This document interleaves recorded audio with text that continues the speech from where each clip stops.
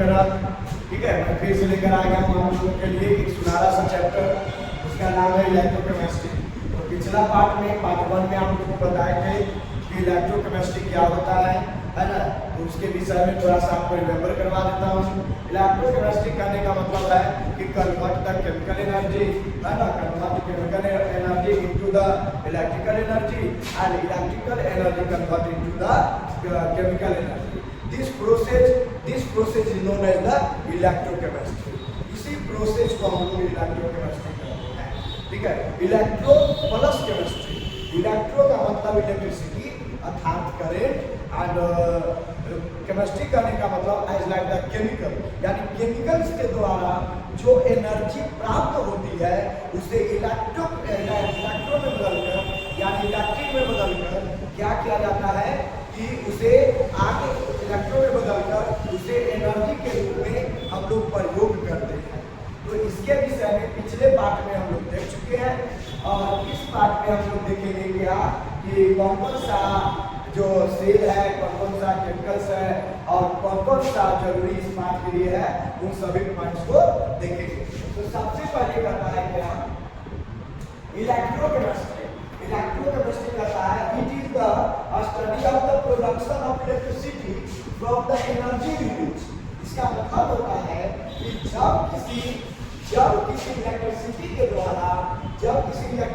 द्वारा एनर्जी को प्रोडक्शन किया जाता है, एनर्जी को निकाला जाता है, तो वह एनर्जी किसी न किसी वे में प्रयोग हो जाती है, यानी यूज हो जाता है किसी न किसी वे में। कोई भी रास्ता में से कोई भी उपाय में से प्रयोग कर लेते हैं। तो वही कहता है कि जब इलेक्ट्रिसिटी का प्रोडक्शन होता है और प्रोडक्शन के रूप में हमें एनर्जी प्राप्त होती है, एनर्जी मिलती है, तो ऐसे एनर्जी के विषय में हम लोग स्टडी करते हैं during spontaneous chemicals reaction and the use of electrical energy. और इसके लिए जो संभवतः केमिकल्स की जरूरत पड़ता है, उन केमिकलों के द्वारा हम एनर्जी को तैयार करते हैं and use of the electrical energy to complete our chemical transformation. और इसे बदलने में और इस एनर्जी को बदलने में जो हमारी मदद करती है वो हमारा इलेक्ट्रोकेमिस्ट्री कहलाता है। बात समझ में आ गया? यानी कि जो केमिस्ट्री है वह पहले केमिकल को डिनोट करेगा। केमिकल डिनोट करेगा किसको? अनेकों प्रकार के, है ना, एनर्जी वे को, एनर्जी एसिड को, अनेकों प्रकार के एनर्जी एसिड को आपस में क्या किया जाएगा? मिक्सचर बनाया जाएगा, मिलाया जाएगा, डिजोल्व करवाया जाएगा। तो उसमें से एक प्रकार की एनर्जी निकलेगी, है ना, जो उसके स्पॉन्टेनियस केमिकल से तैयार होगा। उसके स्पॉन्टेनियस केमिकल से तैयार होगा और वही स्पॉन्टेनियस केमिकल्स हमें इलेक्ट्रिकल एनर्जी को देने के लिए तैयार हो जाएगा, यानी केमिकल एनर्जी देने के लिए तैयार हो जाएगा। तो यही हमारा क्या है? इलेक्ट्रोकेमिस्ट्री है। जैसे आप लोग आइडिया कर सकते हैं NaOH and Cl and F। एक Cl का मतलब क्लोरीन और क्लोरीन कहता है बैटरी एंड फ्यूल से convert chemical energy to electrical energy. कहता है कि बैटरी और फ्यूल जो होता है केमिकल एनर्जी को इसमें चेंज कर देता है, इलेक्ट्रिकल एनर्जी में चेंज कर देता है।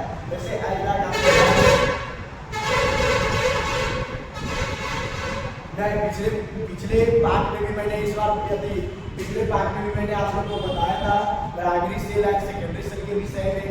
तो प्राइमरी सेल के विषय में बताया था, बैटरी के विषय में बताया था कि बैटरी के अंदर क्या होता है ना कि अपने अंदर, है ना, एनर्जी उत्पन्न करने की उसमें शक्ति होती है, पावर होती है। ठीक है, तो बैटरी क्या करता है कि अनेकों प्रकार की केमिकलों से प्राप्त ऊर्जा को, प्राप्त एनर्जी को, है ना, इलेक्ट्रिकल में बदल देता है। और उसी प्रकार से फ्यूल से भी होता है। जैसे आप लोग एरोप्लेन देखे हो, एरोप्लेन, है ना, एरोप्लेन चाहे कोई भी एयरबेस के लिए कार्य हो गया या एरोप्लेन हो गया, तो उस सभी के लिए आप देखे होंगे क्या आसमान में कोई जगह देने जाता है? नहीं, उसके लिए कौन होगा? फ्यूल होगा। उसका फ्यूल होता है, ये अपना अपना हेलीकॉप्टर का अपना फ्यूल होता है ना, एरोप्लेन का अपना फ्यूल होता है। और उस फ्यूल के द्वारा क्या किया जाता है, उस केमिकल के द्वारा फ्यूल से, यानी फ्यूल जो हमारा है केमिकल है, और केमिकल से कन्वर्ट कर देता है किसमें, इलेक्ट्रिकल एनर्जी में। इस कारण से उस एरोप्लेन में करंट आती है, लाइट आते हैं इसके कारण से। तो जब इलेक्ट्रिसिटी फ्लो होगा तो जाहिर सी बात है कि वहां पे इलेक्ट्रिसिटी आना संभव होगा। क्लियर है? तो आप लोग देखोगे कि जो फ्यूल के द्वारा चलती है, एज लाइक द जनरेटर कहने का मतलब जो हम लोग जनरेटर का प्रयोग करते हैं इलेक्ट्रिसिटी को बनाने के लिए, इलेक्ट्रिसिटी को है ना प्रोडक्शन करने के लिए, इलेक्ट्रिसिटी को प्रोडक्शन करने के लिए, तो वे क्या करते हैं कि वो डीजल के द्वारा चलते हैं, जिससे उसमें से एक प्रकार की गर्मी यानी एनर्जी निकलती है, और वह एनर्जी अपने वायर के माध्यम से, वह एनर्जी अपने यंत्र के माध्यम से, है ना, वो क्या करती है, उसे इलेक्ट्रिकल एनर्जी में बदल देती है।